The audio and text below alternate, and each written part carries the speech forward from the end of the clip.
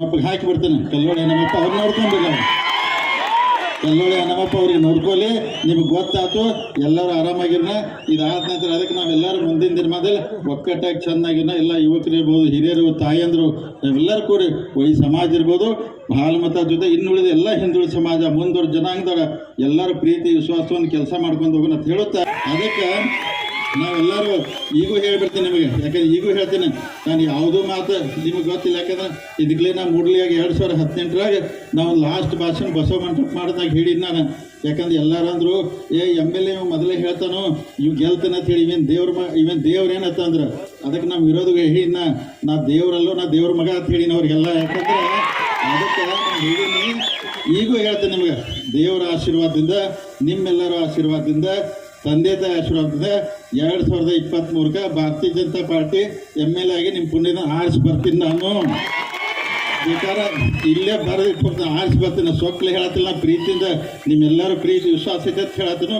ಆ ದೇವರ ನಿಮ್ಮೆಲ್ಲರ ಆಶೀರ್ವಾದದಿಂದ 23ರಾಗ ಗೆಲ್ತೀವಿ. ಅದಕ್ಕೆ ಯಾರ್ಯಾರು ವಿರೋಧಗಳು ಮಾಡತ್ತಾರೋ ಮಾಡ್ಲಿಕ್ಕೆ ಹಕ್ಕಿರ್ತೈತೆ. ಯಾಕಂದ್ರೆ ಈಗ ಪ್ರಜಾಪ್ರಭುತ್ವ ವ್ಯವಸ್ಥೆಗೆ ಯಾರು ಕಾಂಗ್ರೆಸ್ ನಿಲ್ಬೋದು, ಯಾರು JDS ನಿಲ್ಬೋದು, ಅವ್ರು ಯಾಕೆ ನಿಲ್ತೀರೋ ಕೇಳೋಕ್ಕಲ್ಲ. ಅವ್ರ ಕೆಲಸ ಅವ್ರು ಮಾಡ್ತಾರೆ. ಅದಕ್ಕೆ ನಾವು ಈ ಭಾಗದಲ್ಲಿ ನಿಲ್ತೀವಿ.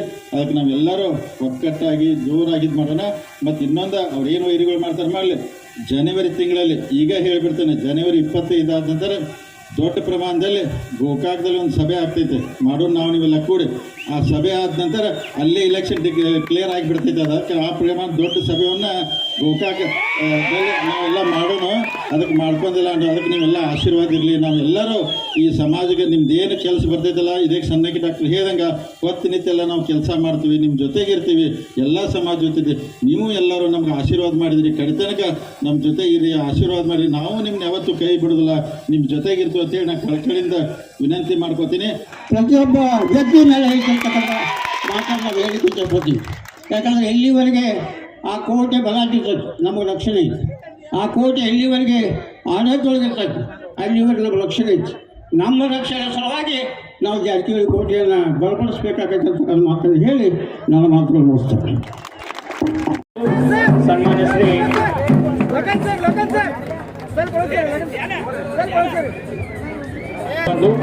ಸನ್ಮಾನ್ಯ ಶ್ರೀ ಬಾಲಚಂದ್ರನಾಥ್ ಜಾರಕಿಹೊಳಿ ಅವರು ಪೂಜ್ಯರು ವಹಿಸಿಕೊಂಡಿರ್ತಕ್ಕಂಥ